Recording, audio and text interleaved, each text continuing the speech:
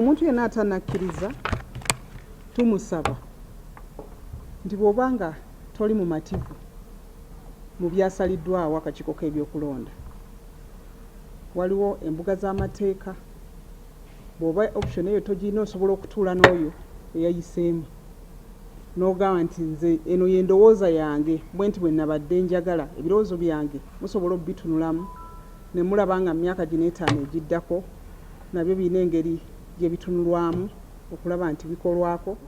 Obubaka bwe nnina eri abalondeddwa okolera abantu okutunulira ebizibu by'abantu, omuntu omunaku, omuntu omwavu, omuntu atalina mwasirizi. Ebyobufuzi si katemba wabula buweereza. Bw'oba obugenzeemu ng'olowooza katemba tekijja kuba kirungi. Tusuubira omukulembeze w'eggwanga oba minisita avunaanyizibwa ku nsonga eyo okuba nga avaayo annyonnyole alambike eggwanga.